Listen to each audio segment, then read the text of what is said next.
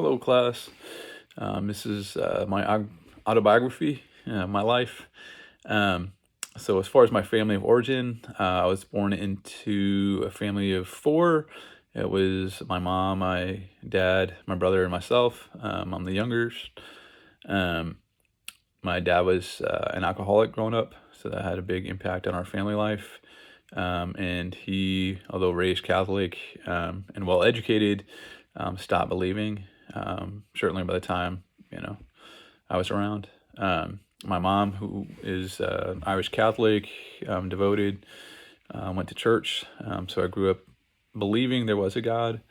Never really doubted that until later. But I remember realizing at a young age that I believe there is a God. So fast forward, eventually my parents divorced. Due in part big part to my dad's just alcoholism and all the stuff that goes along with that.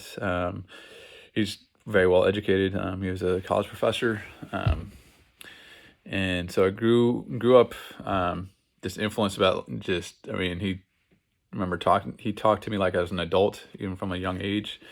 So there's a lot of formative stuff that way. Probably a little bit too much.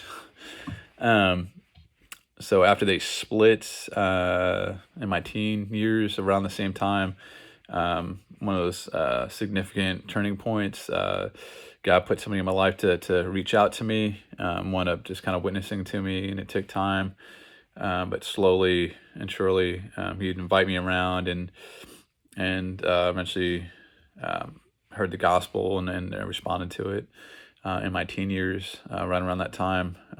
At that point, we were living in New York, in Queens, and my mom moved to California with my brother, and I stayed with my dad. And he was kind of a buddy dad. I mean, he provided shelter and food and whatnot, but we were buddies. We used to drink together. He wasn't a really good role model. And I'd gotten saved at a church, a third wave charismatic, a vineyard church back in the 90s. And I just kind of had to figure it out on my own. And it was one of those situations that because I was in my teens and I used to take myself to church. I mean, I remember taking 3 trains because I lived in Queens and the church is on Long Island. So I'd have to take the subway to the Long Island Railroad and then take 2 trains just to get to church. And I did this every Sunday, and I'd get there early for the first service, and I'd stay through to the second service, and then maybe during the summertime, like people would go to Jones Beach or they'd go to the beach, and I'd try to tag along, and then they'd drop me off at the train station. But I remember it's kind of still, even though it's part of this community, kind of being on the outside, still because my family wasn't, it was just me. I used to take myself to church, and then I wasn't really living consistently because I just didn't have it modeled for me, and then it was hard. But he was. Like I said, my dad was an atheist, and we'd have some discussions. But I mean, he didn't browbeat me too much, but he made it clear that like he thought the Bible had errors, and his expertise happens to be like time of the Reformation. So if I was going to have a discussion with him, I was probably going to. I mean, often I would lose those. If it was a debate, so I just kind of learned just to try to just to walk out my faith as best I could, but it was hard in that context. Fast forward, I wound up moving to California, and eventually met my first wife. Went to the Marine Corps. Had gone to Bible college a little bit. Thought maybe there's a calling there. Went to school. Went in the military for more money for college. This is right before 9/11 kicked off. 9/11 happened. I wound up doing a couple tours, and I was a first responder when I was in the military. I was military police. So I'd first responder, doing all law enforcement stuff, and then I'd deploy out, and then come back and do the same thing, and then deploy out. I mean, my break was either my break from law enforcement was being deployed in Iraq, or vice versa. So it was very busy 8 years. Somewhere in there towards the end of it, like I came out of it with like no religion. I just had walked away. It was just a very I was isolated. I wasn't plugged in, and then just facing a lot of the stuff we had to, a lot of the trauma and stuff that goes along with that lifestyle. I'd walked away. Um, Fast forward again, I get out of the military. I'd gotten married before that marriage ended, with about a year or so of getting out, year or two. I started getting help for some of my the PTSD issues. And then right around that time, God made himself real to me. I had a motorcycle accident, and he got my attention. So yeah, I remember just turning back to him. It just took a while. Still, like I said, my walk is often like, it's these huge. It was never a straight line. I wish it was. You hear these guys a story about like, yeah, I got saved and everything was good. I learned everything the hard way. But I love the Lord. I just, yeah. So wound up getting saved and or rededicated, depending how you look at it, your theology in it. Wound up eventually going in, finishing that degree with the for pastoral ministries, and then moving on to, because I wanted to be a chaplain. I wanted to help vets. A big passion there, because I saw a need.